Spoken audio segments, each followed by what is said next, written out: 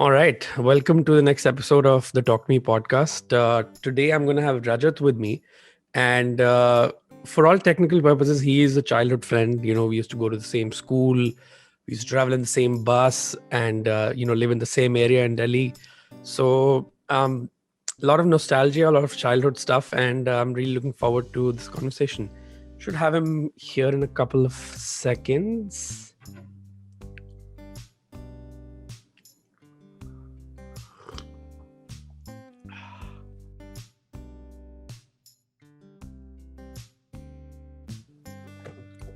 All right. Can you see me now? Yeah, of course. Excellent. I don't know why there was a lag, man. It's just weird. I think Zoom is overall messy sometimes. No, I think it's much better. Today only I was discussing it with my friend Hmm. that on like Zoom, Huh. there are much added features as compared to what you can see on Google Meet. Or Skype. Yeah. So Hmm. the problem that we have using usually in our meetings is like when we are trying to play a video. Hmm. So one person can hear the person who's playing, but the other person can't. The audio. Right. Yeah. One of the biggest drawback Hmm. on Google Meet. Yeah. But either way, I mean, it's kind of changed the game in a way with how we communicate. Like, who would have thought, right? Yeah. The global Exactly. pandemic Yeah. and digital meetings, and oh man, what kind of meetings do you have? Like, what's your? So it's like we have a study group and Hmm. we usually do, like study meets online. That's Hmm. it. So we Okay. study together so that because it's very difficult during COVID to, motivate yourself and sit throughout the Hmm. day on one desk and just study. And since you can't go out, you Yeah. can't meet people. So I feel this is the best way to be motivated towards your study goals. That's it. Yeah. Some sort of accountability. Yeah. Let Hmm. me just attach my headsets. I think Hmm. I will Take need your time. headsets. Yeah. Yeah, yeah. That's why I like this format Yeah. because it's you can edit anything out. I hope it is not started till yet. Oh, I pressed the record button as soon as I As soon as you join. because I was telling a friend last time. Yeah. I want to keep it as low stakes as possible. So when you're in it, and then I'm like, okay, hold on, now I'm gonna record. So I like if I was on the other end, I would get nervous. I'm like, oh, Yeah. okay, it starts now, Definitely. right? Yeah. Yeah. Can you hear? Oh, wow. What happened there? Yeah. Oh shit. I just switched my microphone. That's it. Oh god. To my microphone. Yeah. Is This is it the the voice fee. quality is noise? Oh yeah, man. This is the fee fine. Oh. F Yeah. fine, Fee fee fine. fine, something, whatever. Yeah. Fee fine. Yeah. Oh wow, So I that's hope this significant. the sound the sound quality is good. Yeah, man. Oh dude. That's good. So are you a morning person by the way? Or is this too early for you? I love to be a morning person. Like Hmm. usually, just because of my friend's routine, Hmm. study routine, I usually can't uh, cope up with my morning routine. Hmm. But I try to be a morning person. Like yesterday, also I slept around, I guess, 1 p.m. 1 a.m. Sorry, 1 a.m., huh? I woke up around Yeah. around 7:30 a.m. today in the morning. Yeah, Hmm. so I But sleep still. less. Yeah, Hmm. which I'm trying to improve. Like I'm trying to improve my sleep quality somehow. Hmm. So I usually don't sleep that late, but these days because of my exam and all that, I have messed it up. Yeah. Hmm. My otherwise my aim is usually to sleep in between 11 and 12, and try to wake up around 7 a.m. That's a morning person for me. Yeah. Hmm. It's not considering terrible. the considering the Indian background, considering the country that we're living in, that we hardly see sun. So I I know. think, Okay, but right now there's a good quality and good amount of sun. yeah. Oh, forget about this one. Like what you're seeing in Toronto. I went to Vancouver this last week, Huh. and I landed when the temperature was around 5 degrees. Hmm. So I was like, wow, such an amazing weather. And it was +5. drizzling, like the way you have in Bombay Hmm. or Bangalore, a little drizzle in the air and all Oh, that. So the Uber guy says, "Are you crazy? You're telling this weather to be good?" I was like, "Bro, I've come from a minus 17 to 5. It's Yeah. amazing for me." So he was like, "This is the worst weather you get in Vancouver." I was like, "Are you crazy? What is This wrong is the with you? worst." And I was like, Yeah. I did a big mistake coming to Toronto, man. I should have been in Vancouver. Oh man, dude, I understand this sentiment, and I get this a lot from friends when I tell them they get confused. Why do I like the rain so much? So I thought about it myself. I'm like, what is the reason that I like rain so much? And here's what I came up with. Okay, in Delhi, we used to get what, 48 Monsoon. degrees, right? So when it's 48, Yeah. you're only looking forward to the rain. It's kind of imbibed in our system. So that's just how, and that's how we fell in love with the rain. So And I it's don't not gray at know. all. I think it's the best Yeah. time of the year. But like yeah, I also talk to my friends and they say that the rainy weather is a little depressing for them. So Gloomy, but huh? yeah, it Mm, is for me it is the other way around. So mm. my study partner, he was pissed at me because throughout the day my Alexa keeps playing thunderstorm noises. And I don't know why, but they are very soothing to my mind. It relaxes my stress, and I feel that I'm in some northeast village, Yeah. and I'm enjoying the rain with some waterfall noise and all that. Yeah, that soothes me a lot. Yeah. I completely relate to that, and I do that all the time. And Shreya's always like, "What is wrong with you?" And aside from those nature sounds, I also play aircraft sounds. So it's Oh, like a Boeing 777 long flight from Delhi to that's London, for example. that's I think that's because of the genes. Since your father has a complete background Yeah, in aircraft, I yeah. guess that's why. It's just soothing, man. The cabin noise and the nature sounds in particular. Rain is, but it's known to be like I don't know what the reason behind it is, but scientifically it's supposed to be very soothing. Yeah, I Like, I suppose so, but hmm, how much of it is true, I don't know. yeah, But it really works for me. So people use white noise, but I usually yeah, use thunderstorm noise to put myself to sleep. Yeah, so I want to be at sleep throughout the day. I yeah, want my mind to run peacefully rather than thinking way too much. Yeah, that's exactly. why. Yeah, this is awesome, dude. I'm so happy we're doing this finally after. And I'm too nervous. Can you tell I'm I nervous? don't know if no, you are not, bro. You're very natural. You're very natural. I've seen you doing these podcasts, and I feel even when you're doing any mistake, then also you're very natural. So, which is so good. Which is so good. Yeah, You like don't. I don't want to be very criticizing about it, but Huh.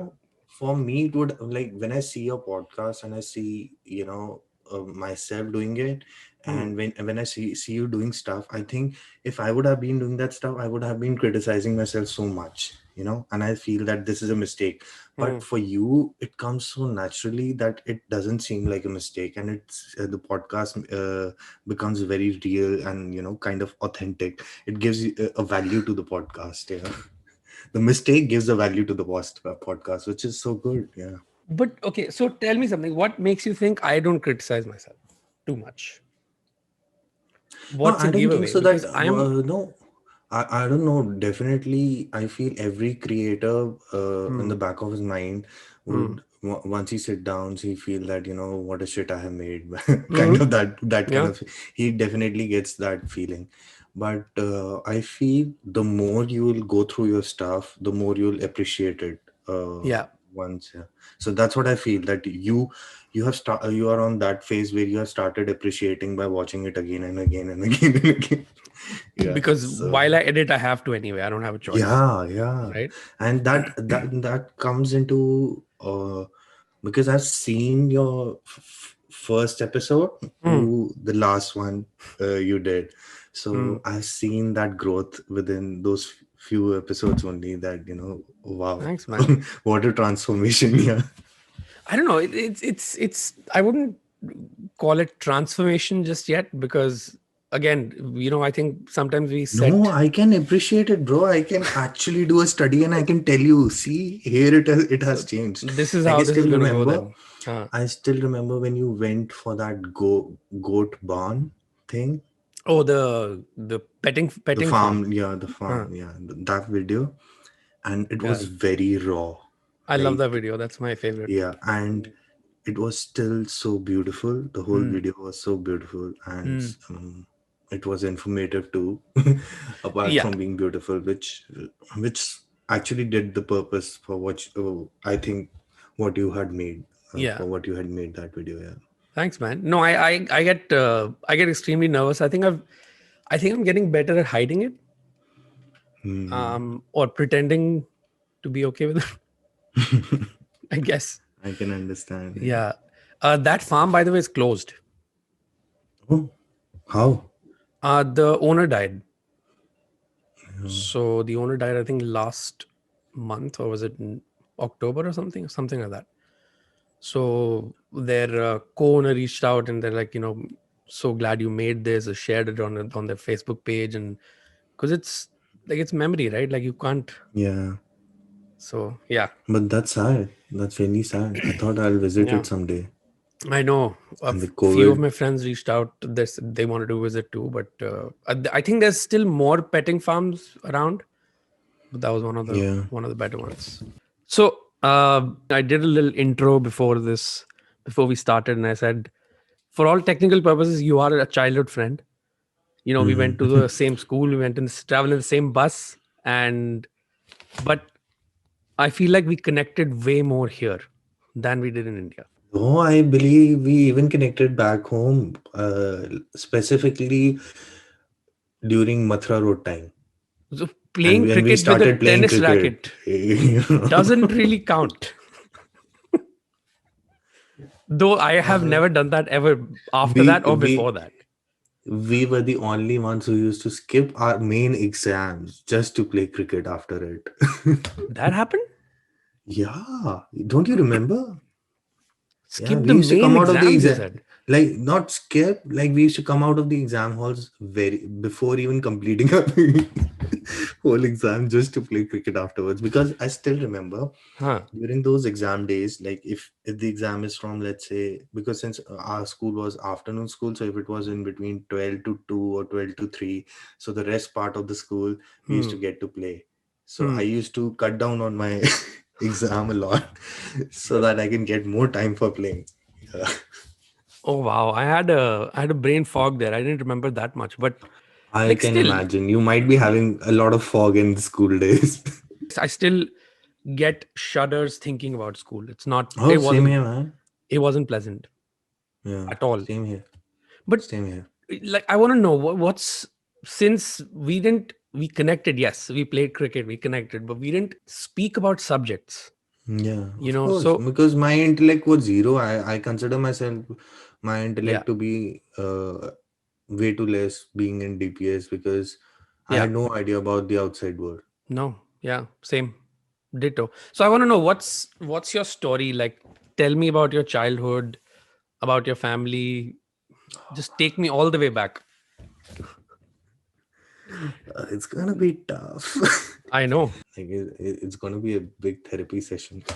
Okay, Let's all right. start it. Yeah. No, I'm these days. I've changed my idea about how like how much I should say in society and how much I shouldn't. Like Hmm. there was a criteria back home. Like during Indian parenting, I was being taught that there's a limit of sharing your personal things to other people. Oh God, yeah. But now my idea has changed. Like if you don't talk about what has happened with you, people Hmm. might know where they are stuck and whether they will be able to come out of it or not.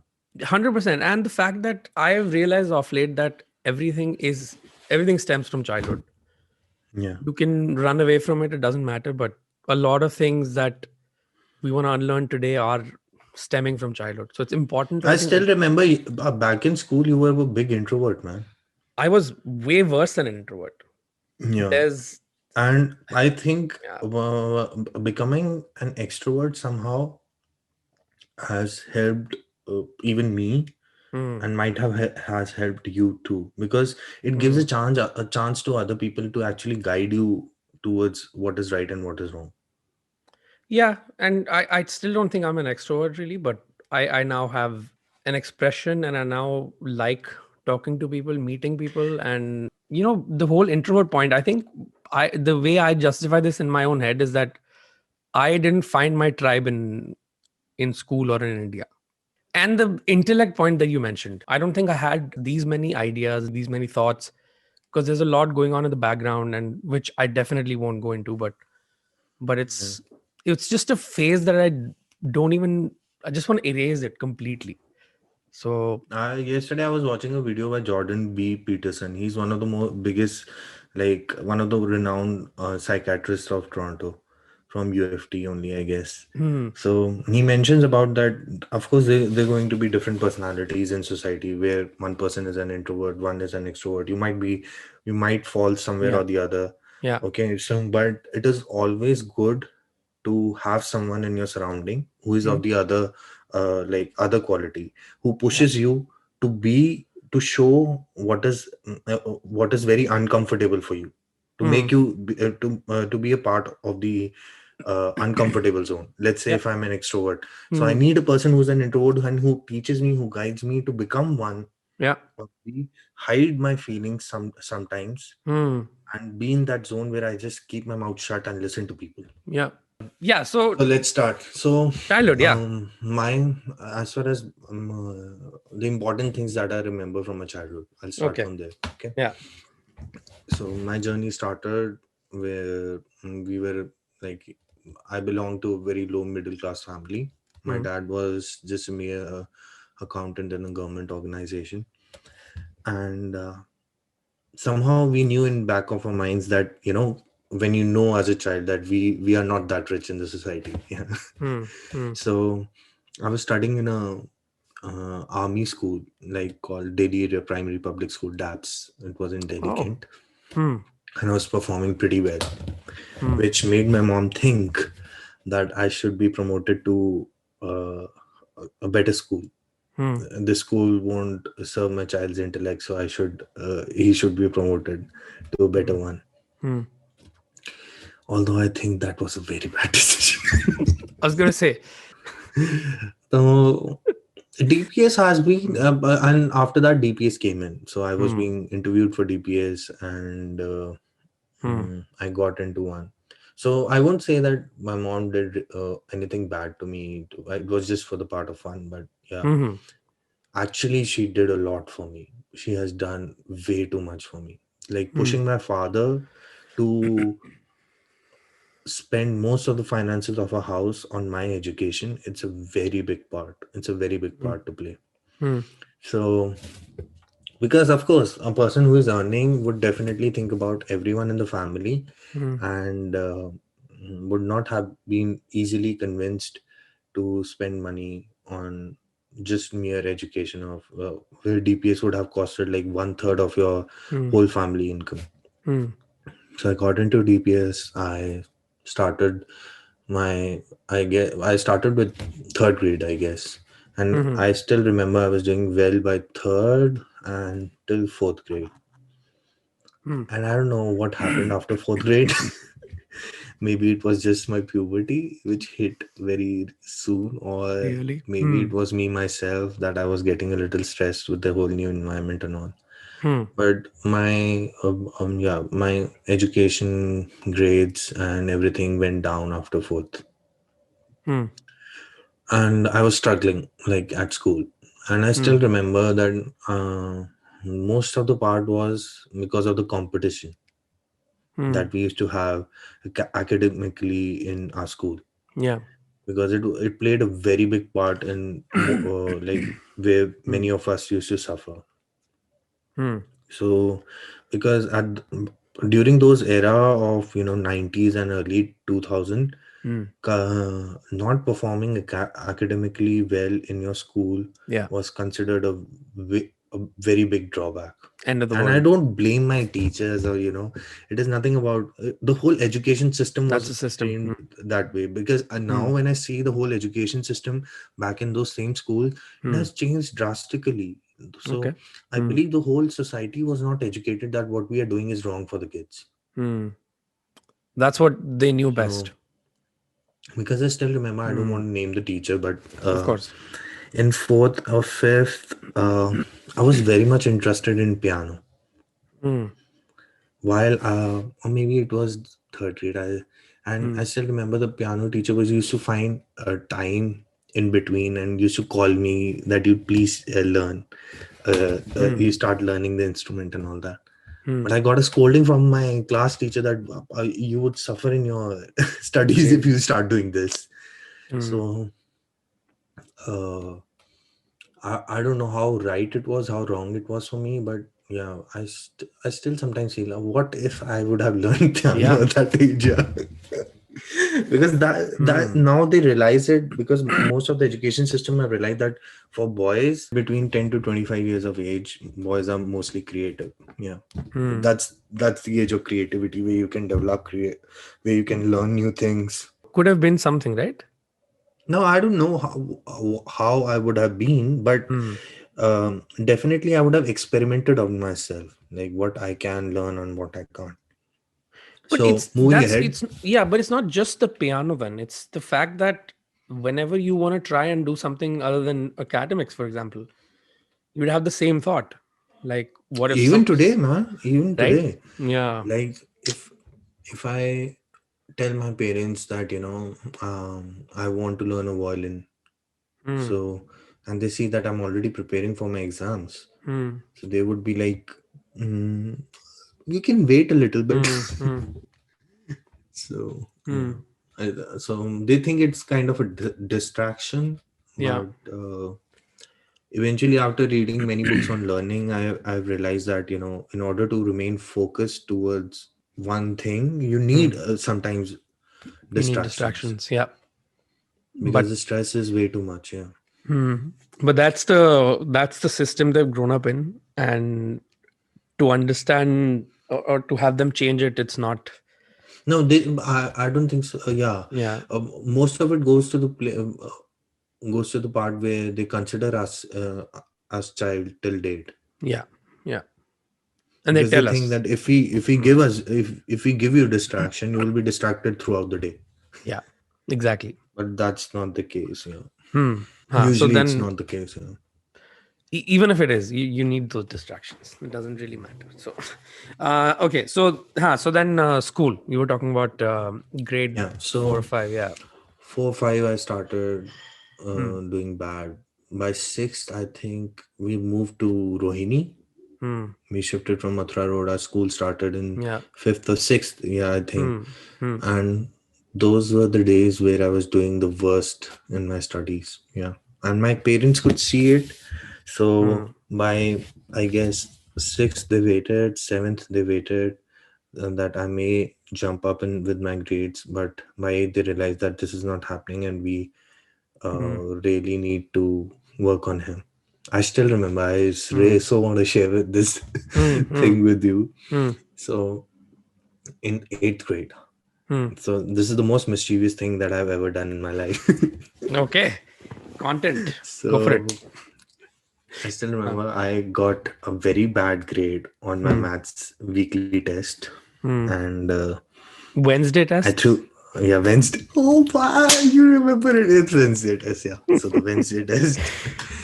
So I Hmm. get a very bad grade, and Sorry. What? In maths, right? maths, yeah. What is very bad grade, by the way? I think so. It was 8.5 out of 10, 20. Yeah.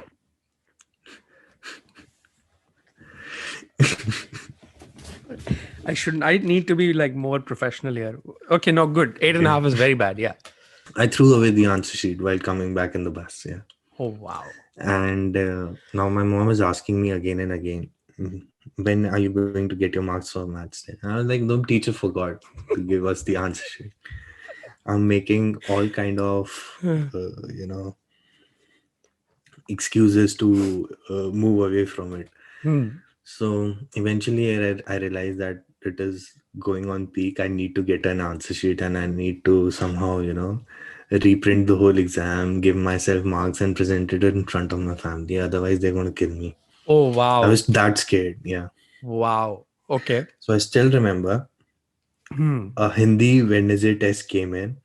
Oh, The answer and sheets got distributed, oh, I know where and this is going. Vasundhara Tikku. Do you remember Hmm. that Mm-mm. classmate? She I, was I absent remember that her. day. I just have an image. Yeah. Huh. Yeah. I don't think, like, maybe it was Hindi or maybe it was Sanskrit. I don't remember that part. Yeah, but Yeah. Some other subject. so Hmm. Vasundhara was absent that day. I took her answer sheet. Oh God. I cancelled everything. I wrote down a whole maths paper on the What? back of it. Yeah. And I gave myself marks, I guess 18 and a half or something. And I presented it at home. Oh my And God. then Wow. everything was going well. My mom looked pretty convinced. But then my sister came in and she was like, there is algebra on the answer sheet while the question paper is of trigonometry. Mom, I'm a little suspicious about him. Oh, I was gonna ask you, did mom catch it? But I think that explains Yeah, it. so But you could uh, have just put an extra one on that 8.5, man. I Could have wasn't that smart. I threw away. I was that scared. like she wouldn't have gone and checked, the steps and all No, that, right? no, she checks the steps and all. So I had to Oh, be really? very clear with my answer sheet.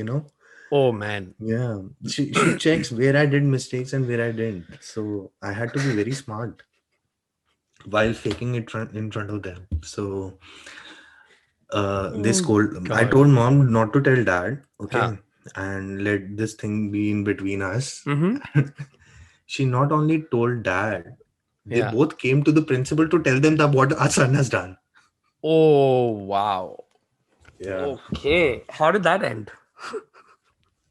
Oh, I had, I think so. Like, my principal had a good amount of belief on me that Mrs. I can be. Mrs. Sen, if you're watching, thank you for believing in our boy. She no, she has been great with me. Yeah, Uh, she believed me that I can do such kind of stuff.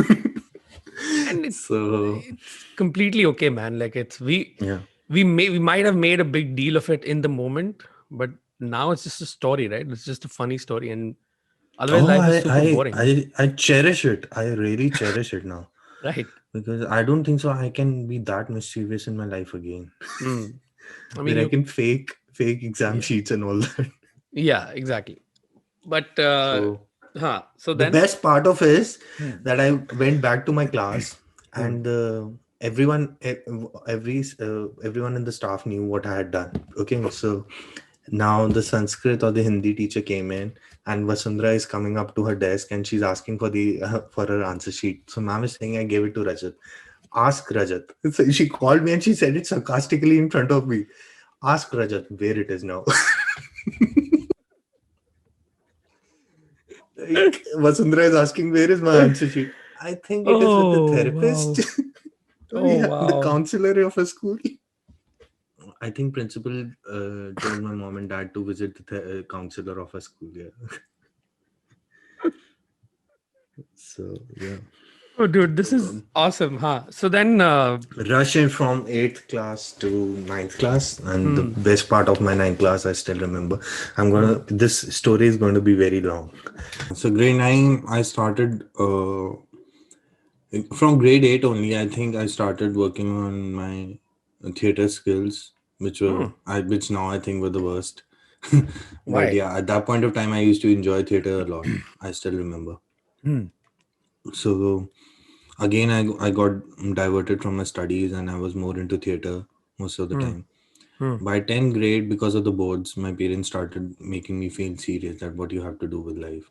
And I hmm. still remember just near your house, there was a coaching center, Krishna Coaching Center, if you remember, I think so. which was out on the main on the Pankha Road, like Pankha Road facing Krishna Coaching Center. Now I Yeah. have a picture. Yeah. Hmm. Yeah. Okay. Hmm. So there was this doctor who used to teach us.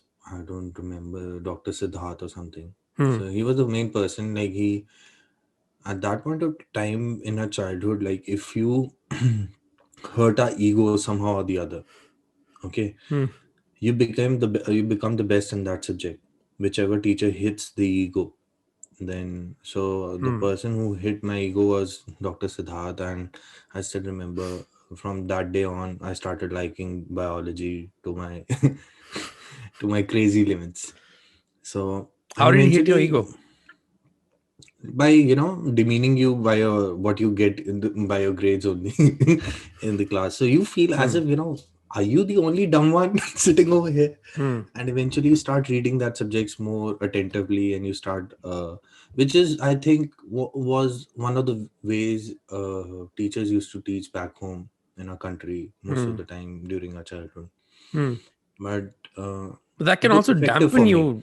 That can also dampen Yeah, everything, right? yeah, Yeah. but somehow I would actually Hmm. acclaim him Hmm. because he was, although he was very very mean Hmm. to his students, but at the same time he was very uh, effective in teaching them and making them Hmm. feel good about their subject. Because I still remember the very next exam Hmm.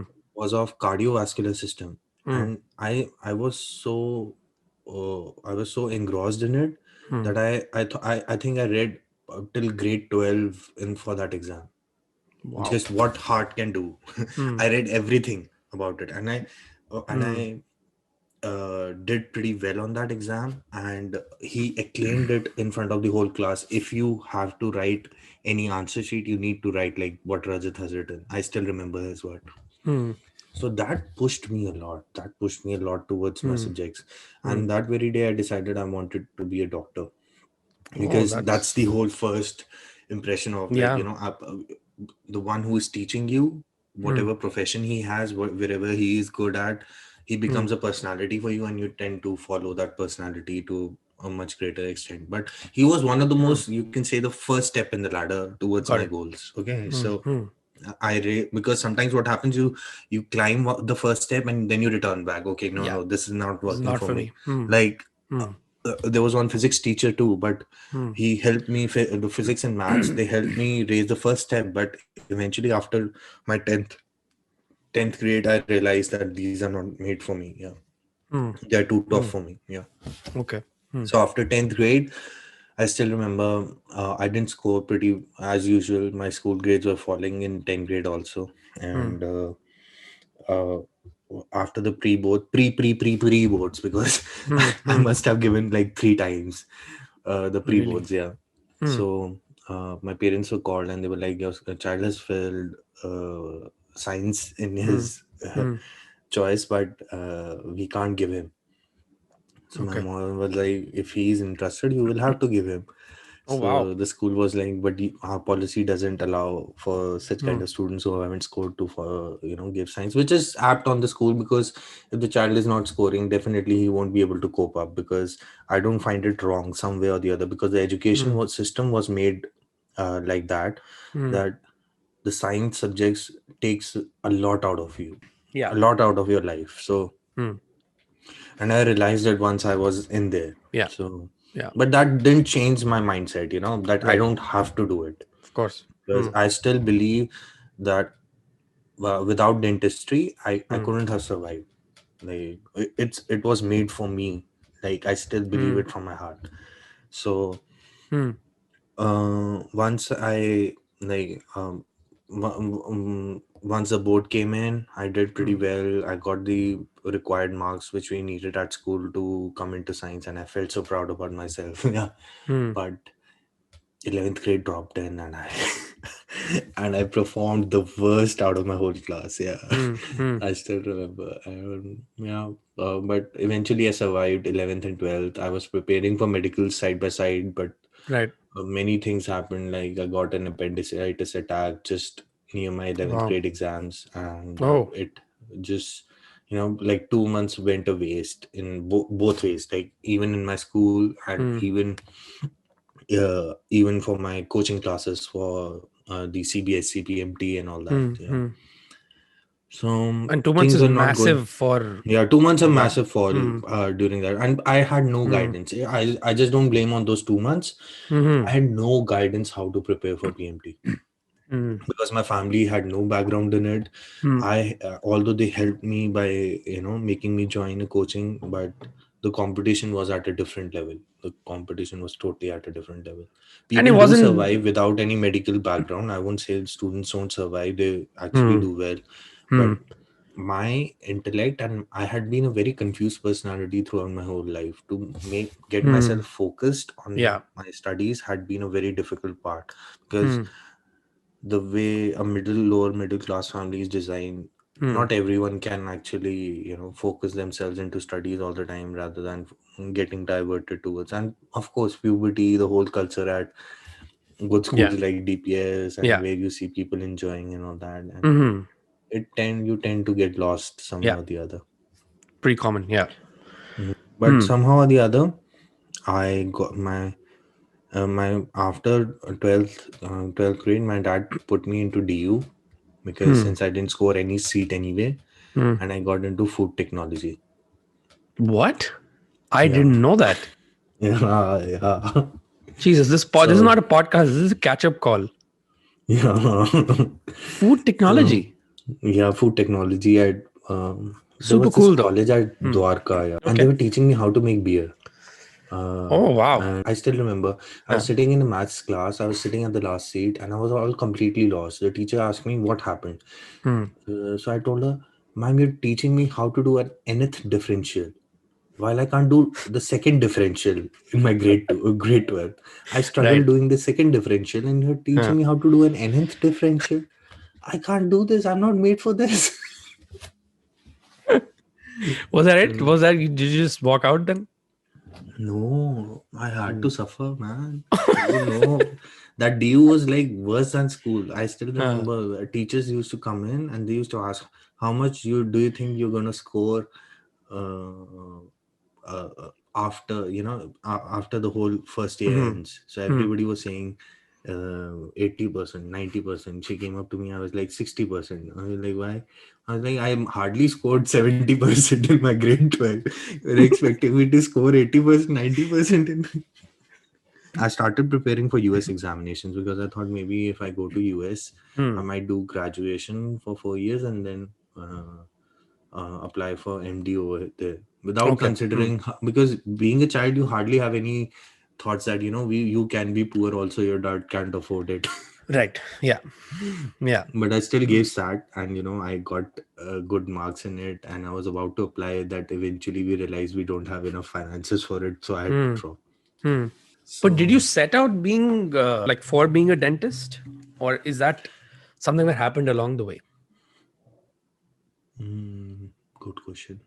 Like I So understand that particular teacher shaped your belief about, I guess, being a doctor, yeah, science as a I don't whole, think so. or Any person who is in grade 12 in India can clearly tell what I'm going to be in future, hmm, because it's a fair point. Yeah. believe me, we don't have very good knowledge of all the subjects to form a career. Like if you Hmm. see what the education system, how it has been designed in American countries, is that you have to do a 4 year graduation even before you walk into any medical or dental career, or even a Hmm. law career. You have to do a basic graduation for every career over here. Right. Yeah. So Hmm. so that you get a jinx of the subjects, what you're Hmm. going to study, how you're going to make the career out of it, and all Hmm. that. So I Hmm. still remember the only idea that I had, did a project in functional anatomy of head and neck in Okay. grade 12. Hmm. So I loved doing knowing about the subjects of head and neck, and Yeah. I knew that I had a good idea about it. Plus Hmm. a major part was because my uncle, or taya, what you say in Hindi over here, Hmm. like on Hmm. my, how shall I frame it? Like my father's Dad's. elder brother. Yeah. Yeah. Yeah. Yeah. So How do you frame it for the he Western audiences? yeah, yeah, he Huh. died because of Oh. oral cancer. Oh. Sorry to hear that, man. Yeah, yeah. So Hmm. sometimes it gets stuck in your head. Once you are into medical, it's Hmm. very casual to like for a person to develop. Okay, in my family, someone died because of this disease, Hmm. which has no cure. I need to be over there to, do something about it. Or I used to think like that, like if I can do something in science and have a cure for it somehow or the other, it would be great. So And my that's a head, very understandable thought and yeah, extremely relevant because I'm watching this show called Lennox Hill right now. It's a okay, docu series on Netflix, and you should check it out. And two of the doctors in that show got into neurosurgery because their dads died. I don't know what mm, kind of cancer it was, and that's the reason why they got into it, to yeah, understand what could have been done to prevent what could this. have been done? Yeah. And so I agree. I agree. I hear you, man. Yeah. Yeah. Yeah. So I went into dentistry Hmm. from there, and then like after that year I applied just for one UP PMT because I was too late after Hmm. the whole Saturn thing to decide that I have to stay in India and study over here. Although I Hmm. knew from back in my head, my dad asked whether you want to continue at DU. I was like, no, this is not made for me. Hmm. So Hmm. I applied for dental over there. I got into it. My dad was like, "You're going to struggle a lot. Hmm. Are you sure you want to do this?" Because he knew that there's no one from the same background, Hmm. and the amount of finances involved in dentistry is still high. Hmm. But I was pretty much focused at that point, and that I want to do it. Hmm. Once I came into dentistry, I realized that it was all fucked up, man. It was all fucked up. Like the Hmm. profession is struggling a lot, Hmm. and I could see people struggling from second or third year, but I Hmm. was very determined. I was very focused. What I want in my life, I knew that I'm going to do Hmm. surgery in my future, like Hmm. the specialization surgery, and Hmm. I wanted to become a surgeon in that. But still, I was very lost. Like Hmm. I wasn't focused because the whole what you say, the way you are being taught at school in India Hmm. was not progressive for my mind. Hmm. It didn't help me. It didn't challenged me in a way, that I have to perform. Maybe Right. I won't blame completely on the Right. education platform or like the educational structure. Hmm. I would partly blame it on them, partly on myself, but Hmm. somehow it didn't help me be for being becoming focused, because I still remember Hmm. I'm that kind of a personality who needs multiple tasks to be focused at the major task. Got it. Like I Yeah. need extracurricular activities to Yeah. a very great extent, and my kind of extracurricular Right. That's so I fine. still There's nothing wrong remember, with that. Yeah. Hmm. yeah, I worked in a magazine club, and I was working for the university, and we formulated a whole magazine, and the magazine was not politically correct for the chancellor. Oh, this Like was in I did college? some surveys, yeah. Hmm. I did some surveys where Oh. Hmm. which showed that there were many flaws on how Hmm. the management was working. Like management of the institute, College, yeah, of the college. of Okay. the Hmm. institute. Wow. So it was not politically correct for the Hmm. Hmm. university people, so Hmm. they bunked the whole magazine club and the Hmm. magazine of the university, and I had Hmm. to, Hmm. and my effort completely got waste, which it was like almost like an off year and a half, yeah. Okay. It was a year and a half struggle for me to first come into the magazine club, Hmm. then lead it, then create a magazine which was that effective, Hmm. and then present it, but nothing worked out. Also because you were against the establishment. So, Yeah, in many right. cases, like Yeah. um, Hmm. I was very vocal with some things, and Yeah. which might sound wrong to many persons in the society, and which Hmm. kind of uh, hurt me back again and again. Yeah. So the moment I entered the university, the only advice I could get from seniors or my peers was to not to be the focus Right. of the faculty, Yeah. which was so aberrant. Like, why don't Yeah. you want to be the focus? Like, I Hmm. would struggle myself to be in the focus. Right. Yeah. I mean, I get where that's coming from. Yeah, But it's like if you have something to say, you're always going to be itching to say it. It's hard not Mm. to, right? Yeah, of course. Hmm. And I still remember, like, when they used to say me, I was like, even if I'm I'm playing the wrong part and I'm being in the focus, at least Hmm. there would be someone for me to guide, Hmm. would Yeah. correct me. Okay, uh, because I I paid the whole damn university Hmm. to help me become a person, to Yeah. help me become a professional. Hmm. So it's their job to help me, guide me through the Yeah. whole process. Yeah. But sorry to say, but Indian society doesn't work like that.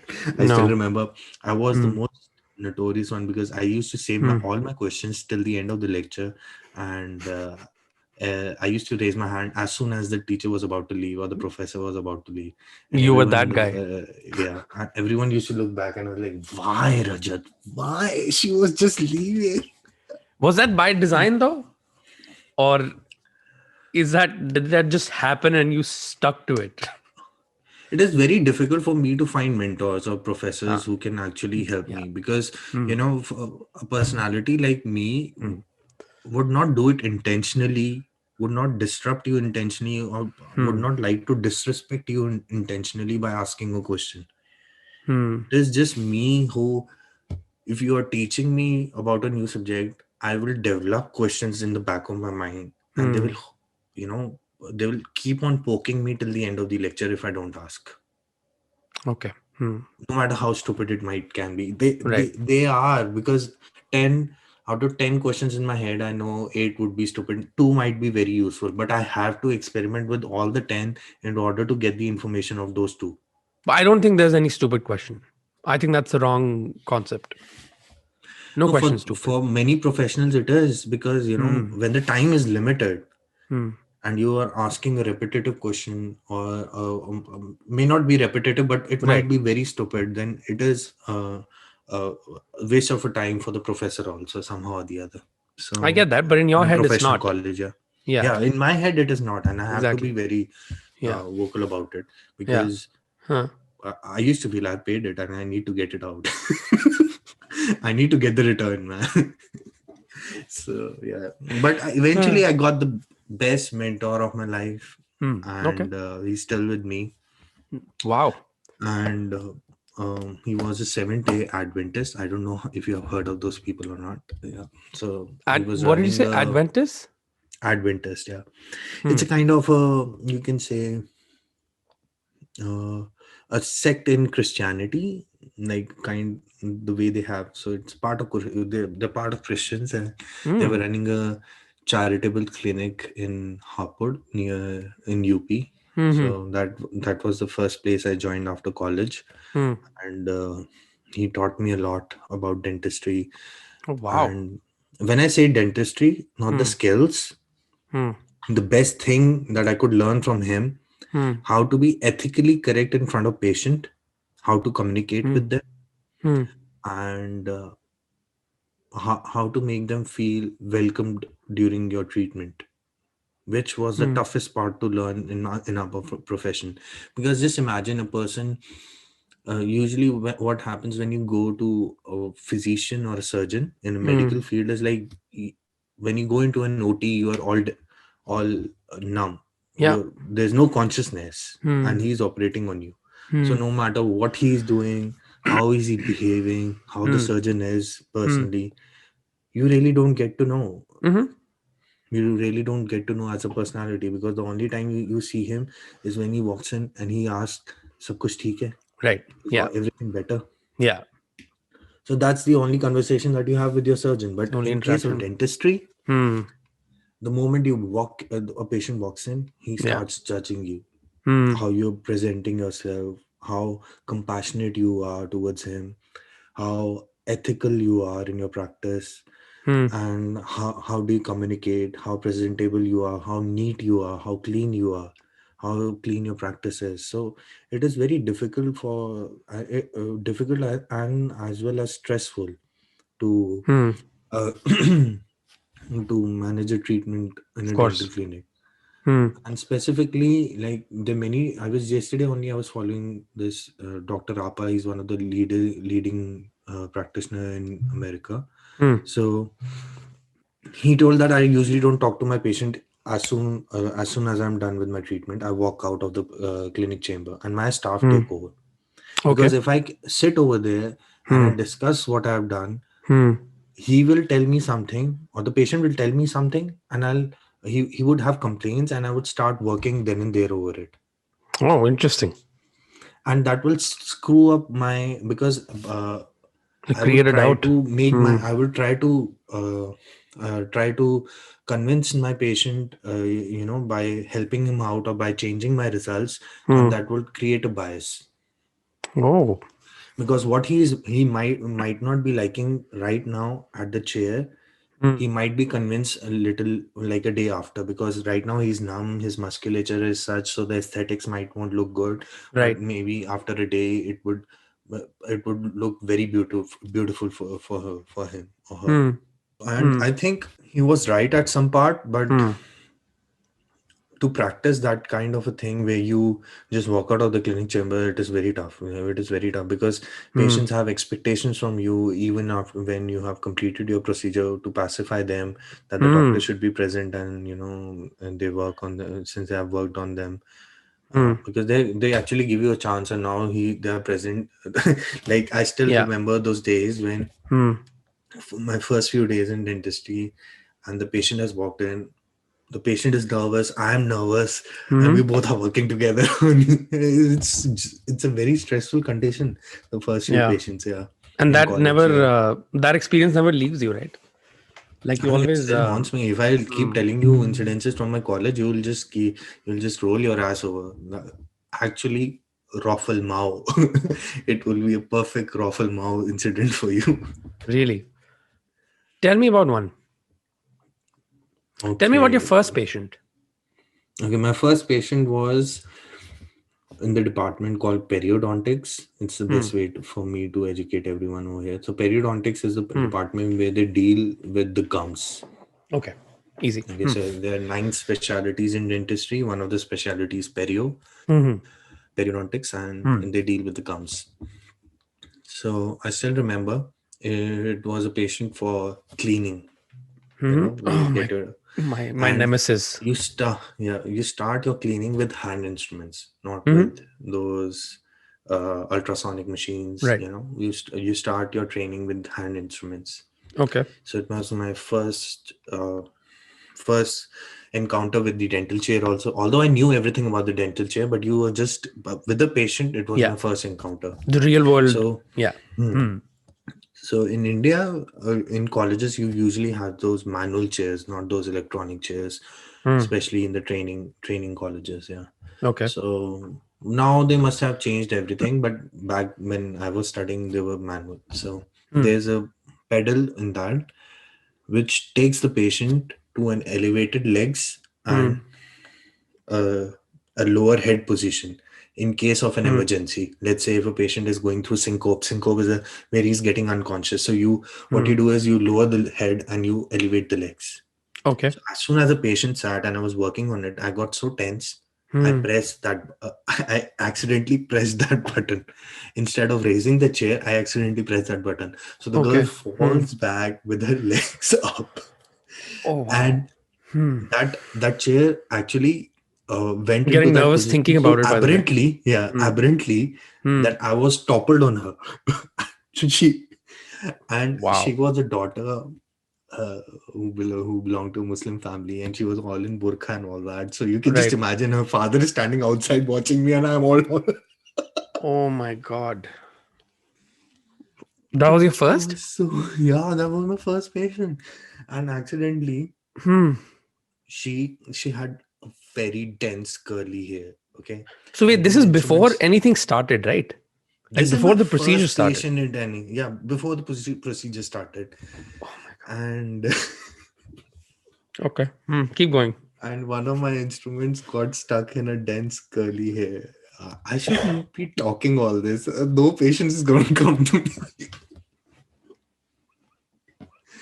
Please edit this. Yeah, We'll edit this, huh? But I need to know now what the fuck happened. it's okay if you even if you keep it. This is just part and parcel. Oh. So Huh. she had very dense hair, and Hmm. one of my sharp instruments got stuck in it.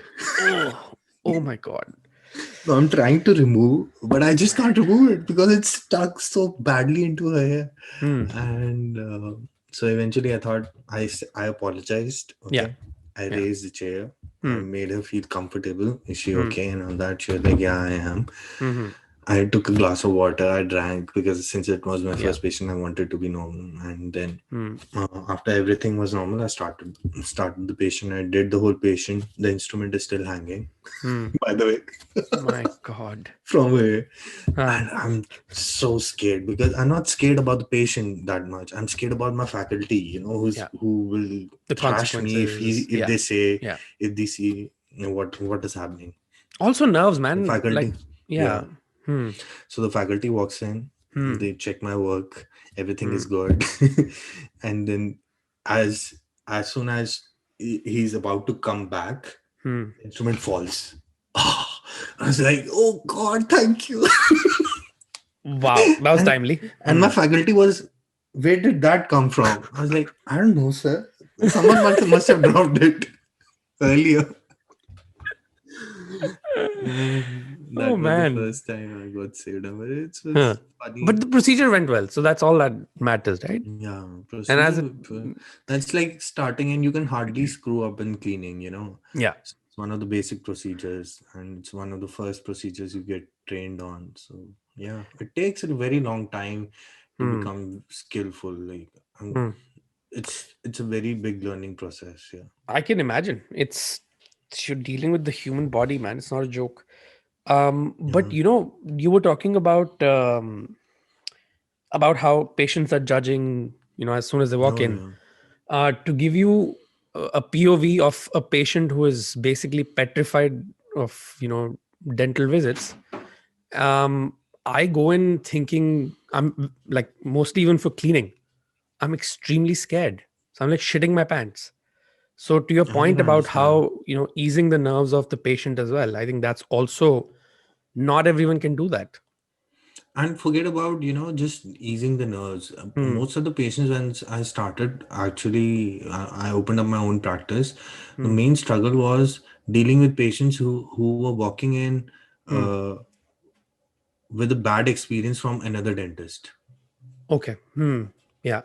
So most of the women that I was treating, Hmm. the middle-aged women that I was treating, Hmm. have had a very bad experience with some other dentist. So convincing them for a treatment from Yeah. me Yeah. was the biggest challenge, Hmm. and making them feel easy because a person who has already had a bad experience somewhere else, Hmm. so you are treating them over here, and that too without sedation. Like, Hmm. there are many sedation techniques that they follow depending upon patient anxiety level over here, but Hmm. back home we used to stay away from sedation because Hmm. either because of less amount of training, or either because of the legalities involved. Hmm. So we used to stay away from sedation, like nitrous sedation. What they use is like conscious sedation over here from very anxious patients. Oh. So those Hmm. kind of practices were not that common over there because firstly, the finances will shoot up to a very great extent. So you need Yeah. to be balanced everywhere, economically also, Hmm. and by practice wise also, you need to be, by skills also, you should be Hmm. effective. Yeah. Okay. So it was a Hmm. big struggle starting my own practice Hmm. and dealing with all those patients who have had bad experience. Hmm. It was a struggle, yet quite educational for me because I Hmm. could develop on my skills how to make patient comfortable, and Hmm. that was the main reason of my success back home. Yeah. Does self doubt still kick in sometimes? About how I would deal with the patient and in Yeah. future or over Yeah. here or somewhere else. Or even like after your early days, how Mhm. would you combat self doubt Professionally, professionally? see, Yeah. yeah, professionally, I moved to Canada just because I thought I couldn't learn more over there. Hmm. Okay. Although there were resources, but learning in an ethical way wasn't possible because the Hmm. industry was framed in a way that if you have to be doing financially well, you will be compromising somewhere or the other on the ethics. Hmm. which is the sad part about our profession, and no one is talking about it because most of them have practices back home. Hmm. So yeah, they don't talk about it, but this is the truth. Like if you are going to a dentist and thinking that he's charging way too much Hmm. in India Hmm. and he should bargain, you are bargaining on your own health. The patients Agreed. need to realize this today. Hmm. Because Hmm. just imagine why there is a so much treatment cost difference when you walk into a developed country and an underdeveloping country, Hmm. or a developing country. The cost difference is not Hmm. because that the dollars are costly or the practice is costly over here, because Hmm. somewhere or the other the dentist back home is ethically compromising on you Yeah. to Yeah. make it more financially acceptable for you. Yeah. So So don't are you telling me that patients would bargain? oh, every time That's new. most of the Hmm. patients, they do bargain here. So Hmm. forget about bargaining. If you even keep a very high cost, like which you Hmm. think you should be getting, or which you think is financially uh, good for the business, because Hmm. eventually you're running a business, right? Hmm. Of course. For a dental, it is like, I won't say it is a complete healthcare servicing. It is kind of a healthcare, what you can say, professional healthcare service, like which Hmm. you a clinical service or a business model. Okay, so Hmm. Hmm. where you need to see the finances, Of course. because you're Yeah. not getting any government support over Yeah. there. Yeah. So it is all your self run, so you have to be financially effective in order to serve the community for a longer time. And that's everywhere in the world. So It's not just India. yeah. Dental has Yeah. never been covered in the Yeah. healthcare. Exactly. In OSAP, for example, right? Yeah, Not yeah. OSAP. OHIP. I don't know why I said OSAP. Oh hip. OHIP. Uh, Yeah. but that is a great segue into my next question. Like, you had a successful dentistry practice there. What brought about the decision to move to Canada? Or was Canada the first choice? Canada was the first choice. I knew Hmm. if I want to go outside, I want to go to Canada Hmm. since my third or fourth year. Yeah, in Hmm. college. Yeah, I Hmm. knew back then also that if I'm going out, if I'm leaving country, Hmm. then I'm going to Canada only, because I Hmm. from that point of time I knew that the only place which is going to give me a PR somewhere in the future and a secure future is Canada, and nowhere else would I'll be struggling pretty hard in Hmm. order to secure a PR. And So the one of the reasons why you wanted to move out, you mentioned, was the fact that your learning curve was, you thought, stagnating, right? Was yeah, that? not because of the again, Hmm. not because of the resources, but Hmm. because I knew I couldn't build up a effective business model over there, Hmm. where I have Yeah. learned a lot. I have a good decent amount of patience, Hmm. and I'm charging them pretty well, and I Yeah. have a good work life balance For sure. Yeah. in plus with that, Hmm. because they it doesn't mean that people don't have effective business model in India. There were many of my mentors who are still practicing over there. They have an effective business model over there, Hmm. but the only issue is that you have to do either a bulk practice, Okay. or where you treat a good amount of patients before you start developing that effective business model. Yeah. Got it. So Hmm. I don't want to work like throughout my dentistry is Yeah. a profession in which you ideally, I feel, working more than 10 patients a day would not solve the purpose. Yeah, Okay. because Hmm. ergonomically, like Hmm. your body Hmm. can only sustain a certain amount of stress. Hmm. After that period of time, you're compromising your skills. Your Yeah. skills would be compromised on the patient on which you're working. Yeah. So Because there's like 200% focus on every patient, right? That's what yeah, us patients don't understand, that like every case is unique. yeah, And one patient goes and the other patient just comes in, and it's works not in. like, it's like you're not a robot. Yeah, and So forget about mentally, like I think physically is not that, like, is it yeah. that physically draining, or is it more mental? Physically, it is very draining. Like Okay. Hmm. what I am practicing right now here is like I will be starting with my practical exam coaching, and Hmm. uh, for that, I like a week before only I ordered loops, like, in which you have to wear while working on the, for like mannequins on which we practice. Okay, Hmm. Hmm. so those loops are of like either 3x, 4x, or 5x. Okay, Hmm. so the amount of strain that goes into your eyes while wearing them throughout the day and working on the patient Oh. is way too much. I Hmm. don't think so. Most of my friends who are practicing, Hmm. they tell me that they usually work around like 5 to 6 hours, not more than that. Oh. Yeah. In. While in Hmm. India, Hmm. I still remember working very much. Like, I used to work a lot, many hours as compared to Hmm. what we are talking about over here. So I Yeah, won't give man. it a number, but yeah, Hmm. the working hours were way too much. The Hmm. stress involved was way too much. I could see that it was not good for my health ergonomically. Also, that the way I was practicing Hmm. is going to hamper my health in future. Yeah. And then, of course, you had. I'm sure you had your views about the country in general. Like in No, my. I would tell Hmm. you there were five reasons of moving. Again, following the Hmm. concept of ikigai, Right. because that's how I can best describe. Of course. Hmm. Financially, of course, like Hmm. as I told you, Hmm. either bulk practice Yeah. or either compromise on ethics, right? So Hmm. both of way financially, I was not feeling secure with Got it. my business model. Hmm. Because I don't want to work as a businessman. Yeah. I want to work as a professional, Yeah. and the financial part should be taken care of uh, with the margin that I have in my Yeah. business model, right? Hmm. So Hmm. the margin should not be that bleak Yeah. that if I screw up somewhere, Hmm. my margin is going to suffer and my business model will fail. So the margin is Yeah. very bleak in India, Hmm. in our industry. Okay. So if you screw up anywhere, the Right. whole profit system goes away. So And which then is very risky. that's in the back of your mind when you're with the patient or not. Mm, like in Ah. my practice, it was Hmm. never in back of my mind, Okay. Hmm. because you can say because of my father, my family, because they have been very supportive. Even if I'm going in losses, they have always helped me Hmm. out to come out of it. But I knew that Hmm.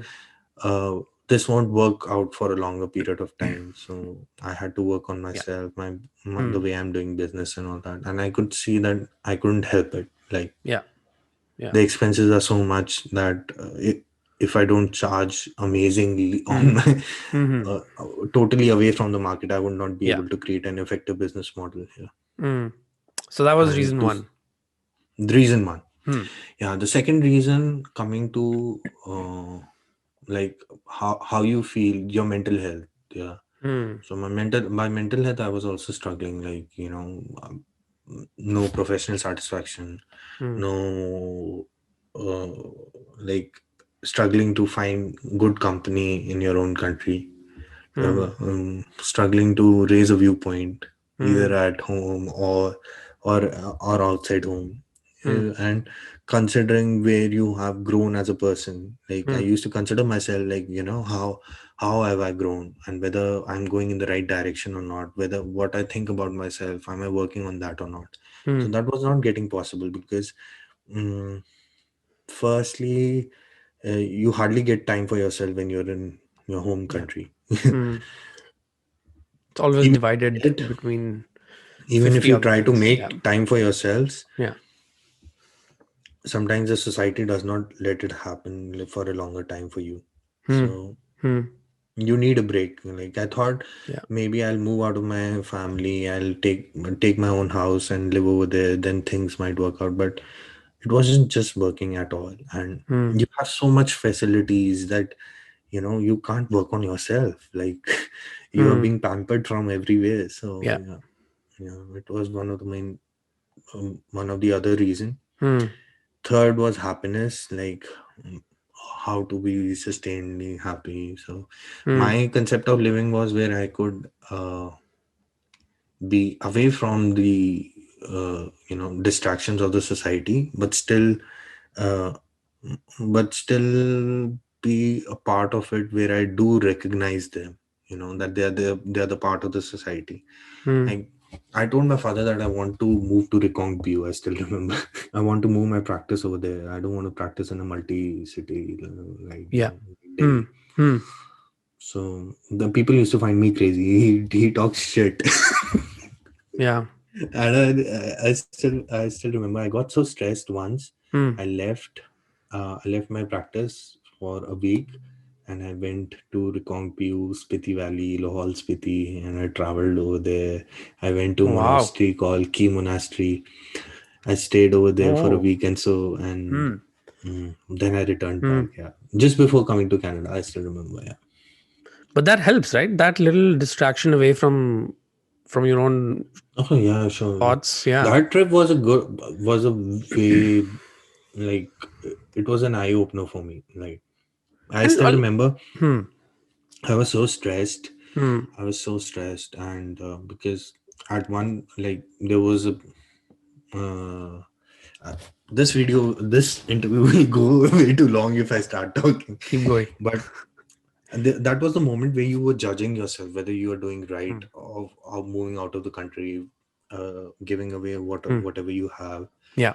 all the luxury that you have, and moving into a new country, how much of a right decision it is, leaving Yeah. behind your parents, because Hmm. this all is what the society thinks, how society works in India, Hmm.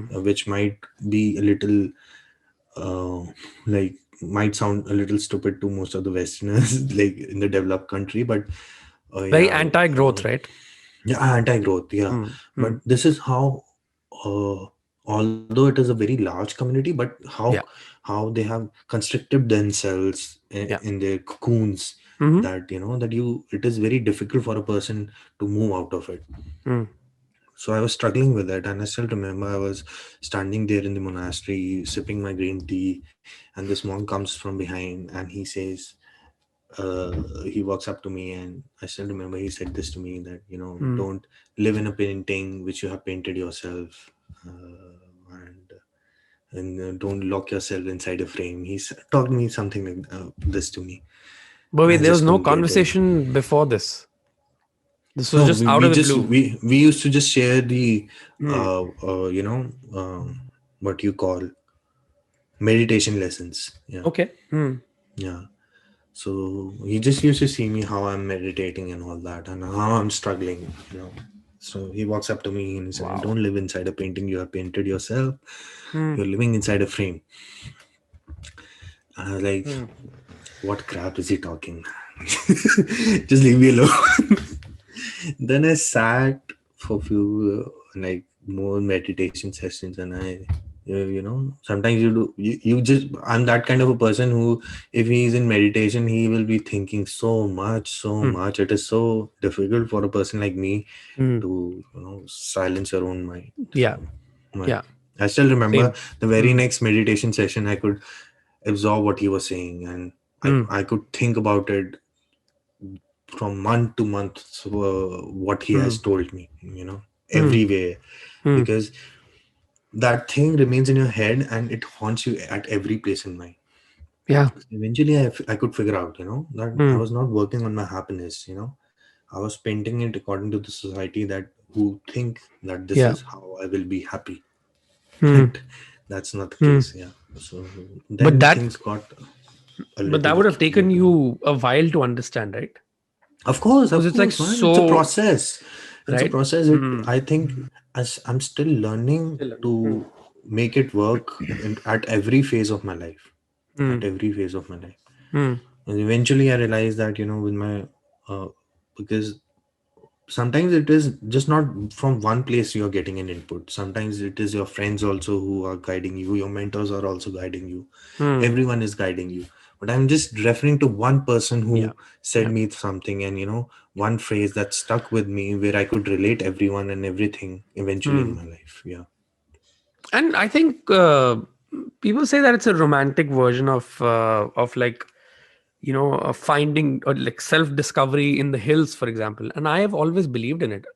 Like I think Mm. it's not just hills. It's a change of scenery. It takes you out of your own shit and Yeah, makes you because in a yeah country like India, you hardly get time for yourself in yeah a city like Delhi, man, hmm where you have your clan, like the clan Yeah. would not even Mm. let you have a weekend for your Hmm. own self. Yeah, exactly.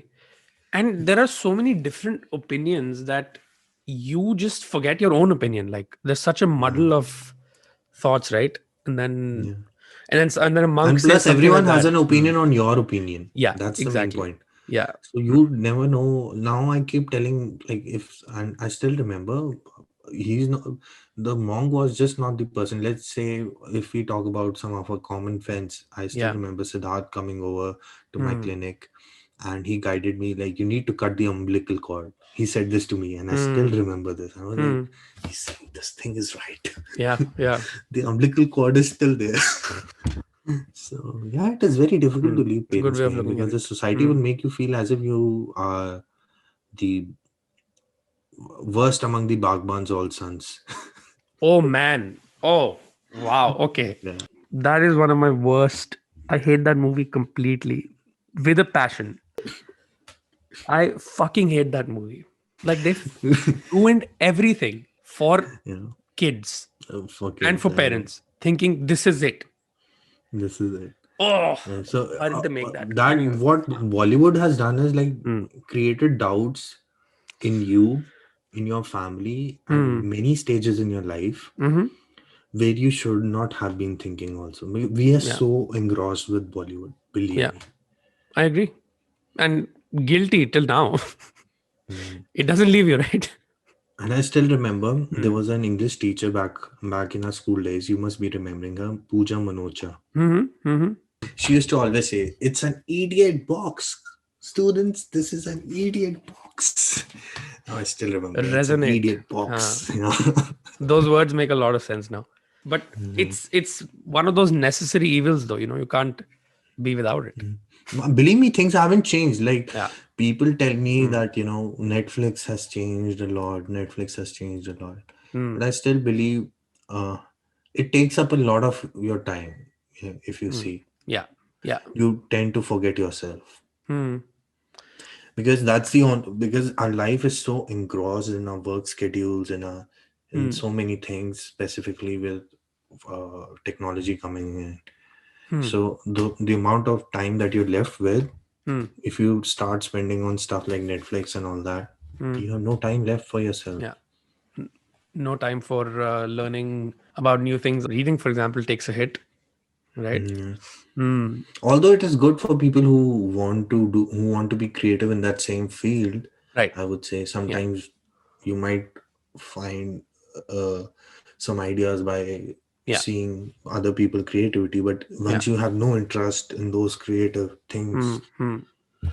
just become a mere waste of time. Yeah. Or it's like bite-sized learning too, right? Like if I'm watching a documentary about, say, World War I or whatever, like if I want to learn Yeah. about that phase rather than reading a whole book, which is going to take me a few days, But um, reading, I believe, is still a better more effective. experience as compared to Yeah. watching, because what Yeah. happens is like when I don't know how much of it is true, but when Hmm. you read, you need to work your mind in a way that you need to 100%. create those Yeah. scenes in your head. Mm-hmm. You need to imagine those things. Yeah. But once it is being already presented into you, Yeah. the whole essence of Yeah. Yeah. way your mind actually engross the whole theme and Mm-hmm. works on it, that is lost. Yeah. Plus, you're that character then, right? You've planted yourself in that world. Yeah. So that alone, just that's why they say it's like some books that are unput downable. It makes complete sense because you're living that life. So I think it's very So what happens mm, is, let's say if I'm watching a movie like Schindler's List, okay, about World War that's Two, what I right? had in mind. Yeah. You creep. That's So, exactly what I had in mind. so you are watching the scene, okay, Huh. and what's the main difference is the scene walks past you very easily. Hmm. While when an author describe that scene, or let's Yeah. say Yeah. where they show that they're being bathed with Mm-hmm. water Hmm. and then sprinkled with talc, and then they're all nude, and then they walk out of the hole. They're being shaved heads and all Hmm. that. Hmm. So the Hmm. whole thing, when it is being described in a book in whole text, Hmm. believe me, when I read those kind of books and those kind of text, Yeah. I have to stop myself. I have Hmm. to sit down Yeah. and take a gasp of air inside me Hmm. before I could, actually feel what the author must have gone through while writing this, Yeah. or while experiencing this. The Hmm. whole, it becomes more scary. It becomes more emotional. Yeah. It's more raw, and the way they describe that situation, because you have to understand, in a movie, even if it's a 3 hour movie, you have to really shorten a lot of things. So No, it there are many yeah. books which are concise, but Hmm. I would say you could actually connect with the author in a much better way. Like, Hmm. you need to realize that what you see on a screenplay, it was being written somewhere as a script before. Of course. So if Yeah. you read a script and then you see a screenplay, there is Hmm. a difference. Yeah. Yeah. Yeah. So Hmm. it doesn't get transferred every time 100%. Although I've seen many Absolutely. screenplays which are magnificent, like Hmm. they're Hmm. much better than what the script might have been written. But still, I'm still biased towards books. Yeah. Yeah, and I completely agree with you on that point. Mm, uh so how were the first few years in Canada? um mm. what were your, like, were there any So I learnings? came Are with you the happy with your mindset. Yeah. move? Hmm. Of course, there's no point regretting that I'm not happy with what where I've come. Hmm. Uh, the first few years were challenging. It has been till date. It has been very challenging for me. But the best part has been that seeing people going through far much more worse struggle than what you have gone through while Hmm. coming into this country keeps you motivated going through your own struggle. So Hmm. that's the only advice I can give to most of the immigrants who are walking into this country. Hmm. Like, talk to as many people, listen to what stories they have, because Hmm. it helps you in keeping yourself motivated through your own cycle. Because the worst thing about immigrating into this country is making friends. Hmm. It's a big challenge for a person uh, coming in an age group of around 28 to 30, 35, Yeah. Hmm. and making new friends, making a new circle over here if you are very fresh into the country, Hmm. finding people of your own mindset. Hmm. Although people are there, but Yeah. the culture is such that there is people still carry walls around them. Hmm. So you need to break Hmm. those walls. Is that something you've struggled with? Yeah, of course, I have struggled a lot with this. Hmm. People people are very skeptical when they meet you. They're very scared. Hmm. And maybe sometimes because of your, I don't want to say this, but there is present, maybe because of a color, maybe because of your new culture, maybe because Hmm. you're a new immigrant, because new immigrants face this a lot. Hmm. Just pre-existing Because biases, people, right? That's yeah, the yeah. people over here, whether of your own country, whether who are already settled over here, they carry a bias Hmm. uh, where they think that the immigrant would be difficult, is still amateur in the Hmm. society. Hmm. They're still struggling to get settled in the society, yeah. In Yeah. a way that they Hmm. can be compassionate with everyone. Hmm. But I've People are very noticed that nice. even with People are our, very nice. Yeah. yeah, no, I understand what you're saying though. I've noticed that with our own community as well. Like, Mm. there's always this sense of air about how we've made such a big, like, we've achieved something in Move. life, Yeah. Yeah. and we've made it in life, and we're in Canada now, and you are fresh off the boat, so you're not as good. I understand where you're coming from, because when I was studying here in 2007 and 8, um like, my first semester, I was only sort of meeting, not the first semester, the first month, I was only trying to look for my own community. I was, what, 18 then, man. um Mm. and then I just realized that I don't know about so many other cultures, and I'm thinking they're judging me. Maybe that's not even true. And then the first semester onwards, I just made an entirely mixed circle of friends, different different beliefs, different cultures, different faiths, and I think that in itself is beautiful because let's face it, we also carry our own biases. We Yeah. also think that they're, like I said, they're not judging you at all, you know. Mm. And then there's this whole and I realized this. I think uh, I had an identity crisis back in the day when I wanted to be so Canadian that I wanted to talk a certain way and just to fit in. Now that I think about Mm. it, I can talk in my own accent. I can express however I want, and they can still be Acceptable to that yeah, max. the wavelength can still match. So these things we didn't know back in the day. So then I started putting myself out in different scenarios and uh, like making friends from all walks of life. And I think that's a very beautiful thing. It is still very easy for a person who is coming out with a student background, right? Because Hmm. you are at a university level, you get a Hmm. chance to intermingle with people all around you. Hmm. But for an immigrant, I feel it is far Yeah. much more difficult because initially you don't have a job. So it Hmm. is a big struggle for you to find a job.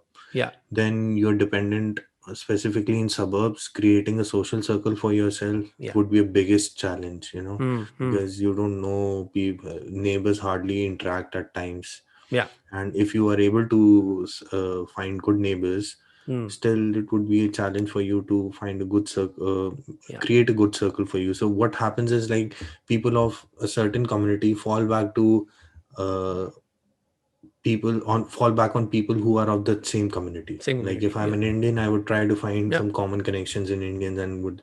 So what has It's happened, that what comfort. I could see happening Hmm. is I keep saying this to people that Canada is is a group of countries living together. Yeah. Yeah. So you once you walk into this country, you'll see that there are many countries inside the whole country. So you'll Yeah. see um, a part of China living in North York, a part of India living in Brampton, a part of Middle East living in Richmond Hill. Yeah. So they're all divided, you know. Hmm. So which is the most saddest part, and that is where I love Toronto because Hmm. being in the downtown area, I Hmm. could see people from every community. Yeah. I could meet Canadians. I could talk to them. I Yeah. could, if not, they are not even my friends. I could Yeah. actually walk on a road and communicate with anyone out there on the road, and Hmm. still, feel good about being in a country where actually getting to feel multiculturalism. Yeah. Yeah. And and what I love the most is that, like, I agree with the immigrant thing that it's a bit easier for a student because there's an existing community there, right? Like, you don't have to Yeah. form your own. You don't have to find your own tribe. But as an immigrant, I agree that's it's not as straightforward. But to me, the most beautiful part of making friends outside of your not just your community, but making new friends is that they don't know the baggage you come from. So it's like a clean slate, you know, like Yeah, it's and you don't have to discuss your baggage. The best part is this yeah, about over here. yeah, Otherwise, what happens in usually back home is like when you are in the same community, yeah, people tend to cross the line of privacy and yeah, ask about your baggage and yeah, how you feel and what has hmm, been there and what has not been there. hmm, But sometimes people are not just okay telling on the first go or not. yeah, So what happens is like hmm, when when you meet a new guy in your own community, the connection hmm, goes from level 1 to level 6 or 7 yeah, immediately, yeah, for which sure, should not happen. yeah, You should give time to the relationship. yeah, So they tend to forget that there should be a gradual increase in level of relationship. So yeah. There's no concept of space. space, yeah, space. That's where Yeah, we Indians lack. Yeah, my first year, hmm, I walked into this country and I was still I had not figured out how I will make a dental career over here. So hmm, my applications for the licensing body was still in process, hmm, and I was like there was still 1 year ahead of me before I start preparing for my exams. hmm, So this whole 1 year, I decided to experiment myself in different industries. hmm, So once I took the first priority was everyone told me to work at a dental clinic, find a dental job only, like as an Hmm. assistant or a hygienist. But I was like, no, I want to experiment with myself. Yeah. I want to Yeah. see where and how much uncomfortable I can, Hmm. put myself in uncomfortable conditions or places. So Hmm. I did a door-to-door sales job Oh. starting. That was my first job. Hmm. So uh, that was where I realized that if you start a job pretty early, Hmm. things might still be easier for you, but it Hmm. even depends on what kind of profession you are carrying forward. Hmm. So you will see that certain professions are being dominated by certain part of the community. Hmm. Like if I talk about driving trucks, we That's all the know example I that had. Yeah. Yeah. that's where our community rules it. You Yeah. won't find a you can't make a Italian friend while carrying a profession of as a truck driver. So Hmm. that's where the whole difference is. Like Yeah. I couldn't find a profession where I could intermingle easily with different communities apart from Hmm. being a fitness trainer where I got a little exposure. Hmm. Then coming back to dentistry, when I got started my studies, most of the people who are applying for licenses are immigrants themselves. And Hmm. among those dentists also you will see that people who usually tend to remain with people who are of their own community, yeah, Yeah. because they know that they will get more support from their own community only, yeah, Hmm. which is That's a sad. very good way of looking at it. Yeah. Yeah. And the pandemic has only made things worse when it comes to connections. So Very great that's. extent, I would say. Hmm. So I put this question up on my Instagram as well, and I I realize now that it's a bit too personal for anyone to disclose on a public forum. But is there what's the one thing that you want to unlearn? Oh, I saw that question, but Hmm. I it's really good that you asked me over here. Hmm. Is my attitude towards is my gender bias. Okay. Yeah. But So I feel Indian hmm. men Hmm. carry a gender bias to a very great extent. Yeah. Gender bias, race bias to a very great extent. Hmm. So I tell you how what all Yeah. I'm talking about. So Sure. Hmm. uh, first about like this is very common to subject yourself to that this kind of work is either dedicated to my wife or my mother, or it is Right. not dedicated to me. So Hmm. this is ingrained within us through our Hmm. society. Hmm. Second are some certain things about how we communicate, like like yesterday only I was sitting with an Iraqi friend of mine, and Hmm. we were studying together for our US examination, and I was addressing my study partner, who is also an Indian, Hmm. as sir. Good morning, Hmm. sir. How are you, sir? And this Yeah. and that. Yeah. So she was like, since you have been slaved in your past, Hmm. this tendency of calling sir and madam has Hmm. come from the Britishers, which you Yeah. have carried forward till now.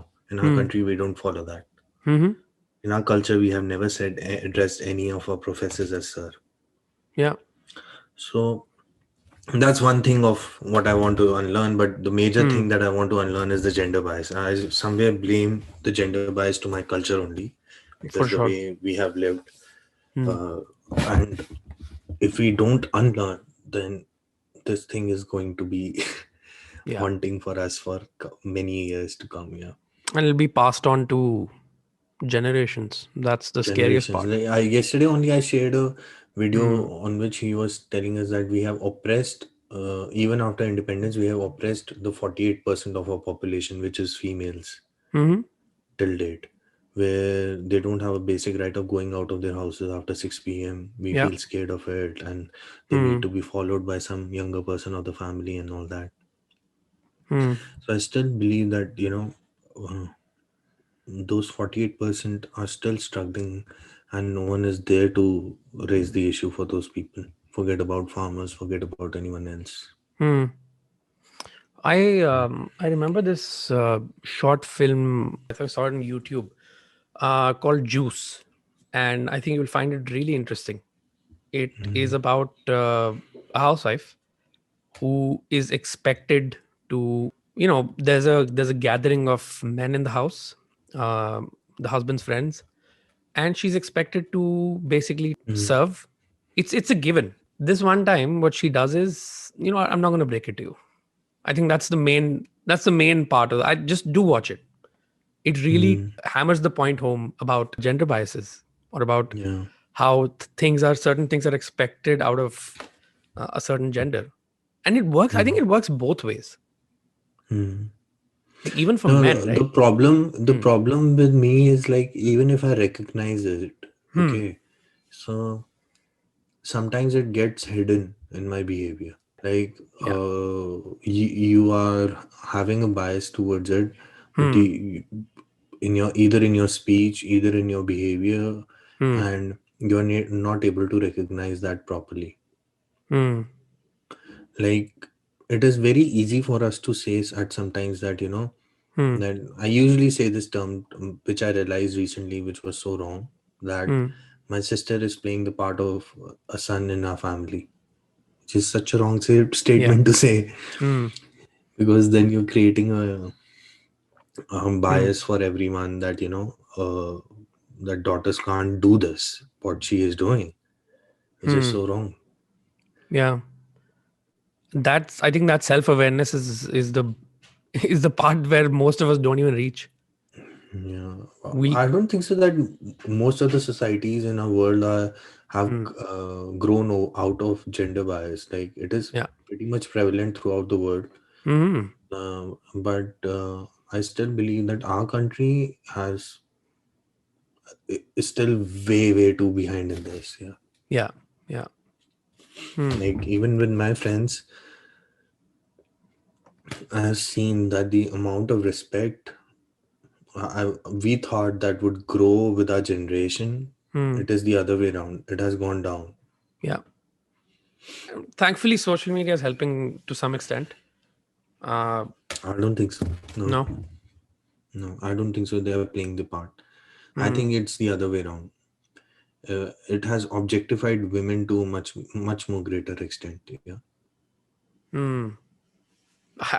Dude, it takes a lot of courage to admit to a behavioral pattern as big as this. And Yeah. like you rightly said, I think even if we know these things, we'll closet it. Like we won't let it surface when we Yeah, of course, interact. of Oh, course. yeah, yeah, mm, Objectification has been in our closet since so long, man. We have, yeah, the worst part a male has done mm, is like, the way we are talking.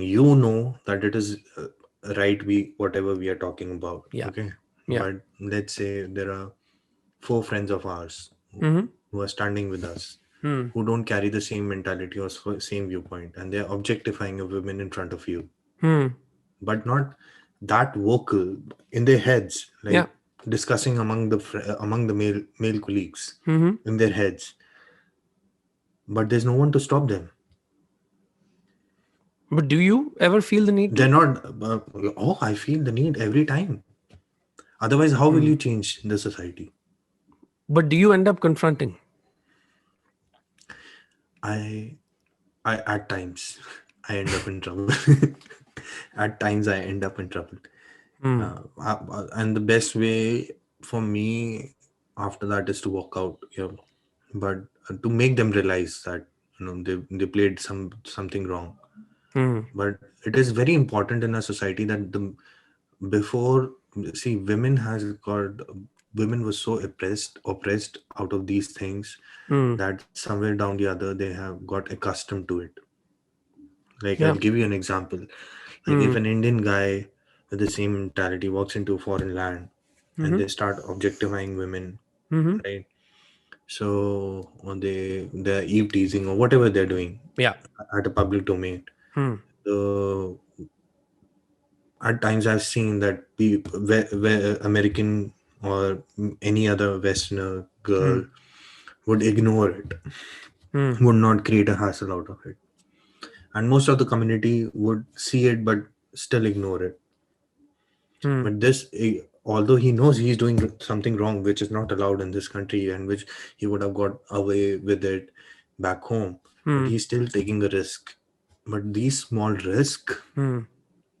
can deteriorate the society in future. Yeah. And even Hmm. back home, Hmm. that's what I used to talk, like it is very important for to male to play the part where he becomes the leader and stop these things from happening in the society. Hmm. Otherwise, of course there is feminism, there is fake feminism, Yeah. but we say, like, it's the same dialect which we have for the SCST back home, Yeah. right?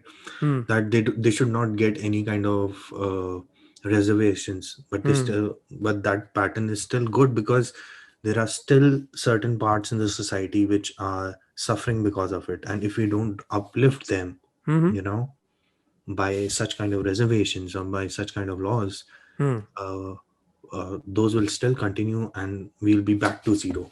Right. But do you not think that, okay, this is going to sound like an unpopular opinion, but I've experienced this in my circles, gender bias in particular. And do you not think that it's also like the women also need to put their foot down? For example, That's if what I'm saying. Like, right? their psychology has been built up in a way. Like, if you talk about my sister, Hmm. and if she's doing a household work, Yeah. and without even me telling her to do, Yeah. if a girl is playing with Barbie dolls without Right. me even telling it to her, Hmm. that is how she has been raised. Yeah.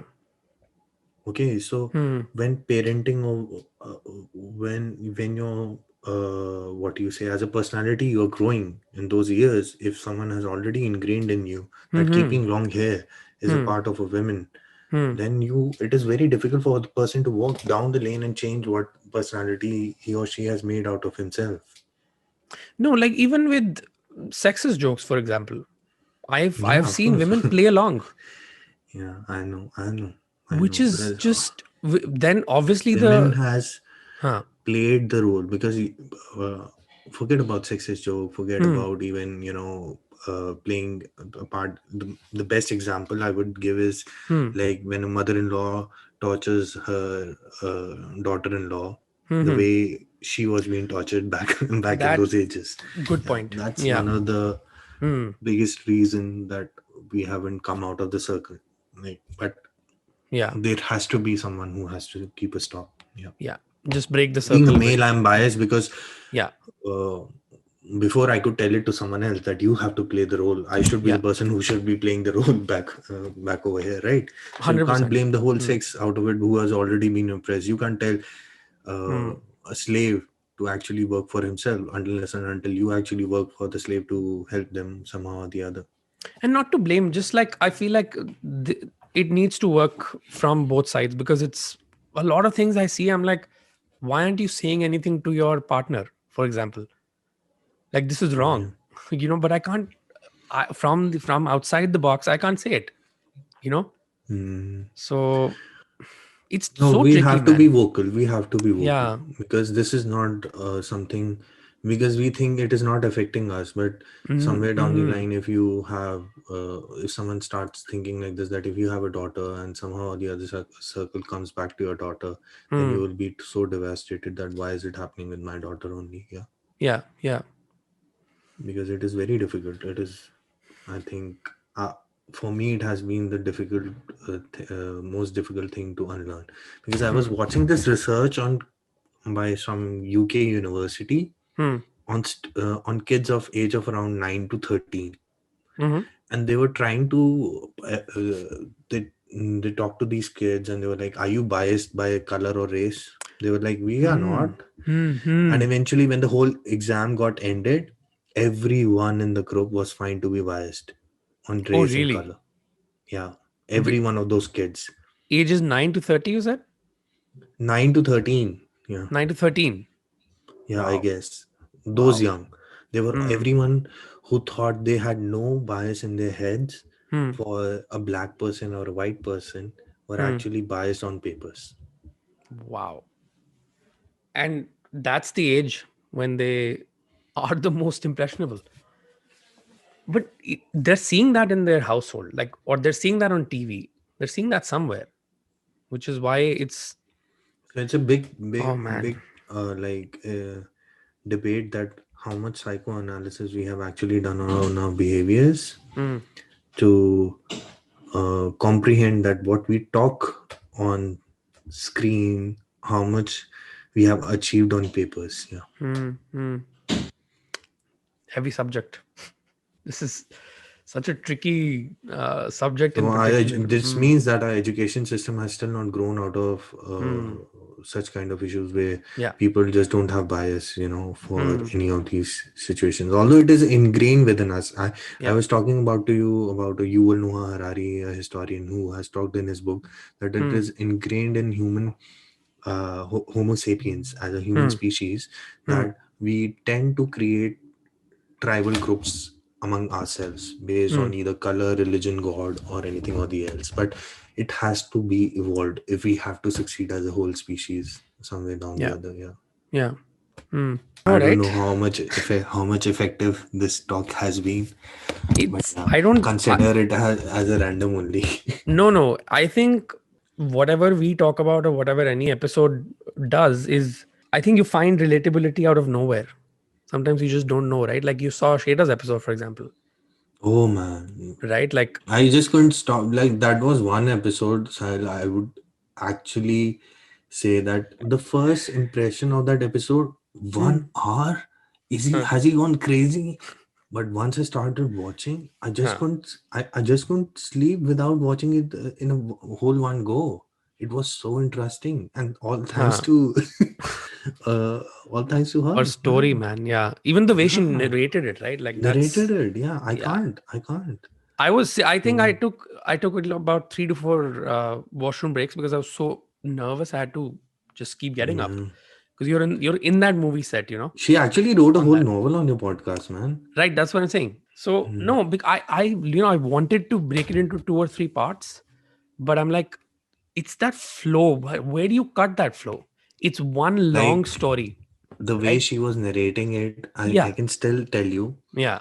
when she was telling the portion where they were staying at a hotel in Hmm. Turkey, I guess, Hmm. where they left from and all that.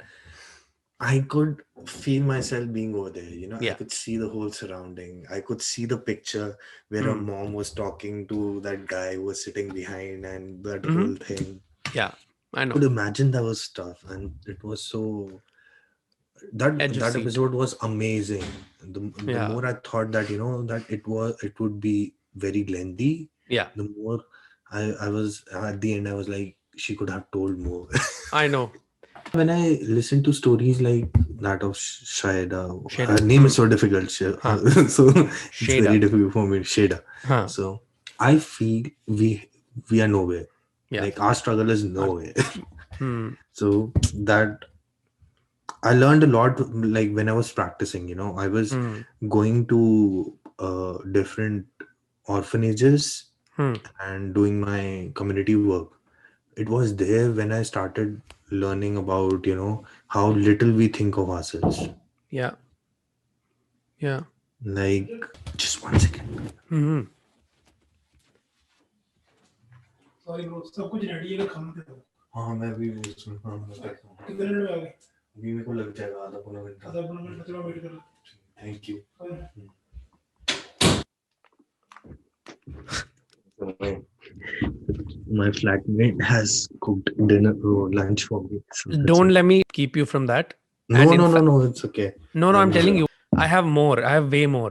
We will get to chapter 2 soon. And I've come to understand this. I think the amount of things I have to ask or the amount of things I want to know about friends or strangers is so many. The list is so endless that I have to do it in multiple parts.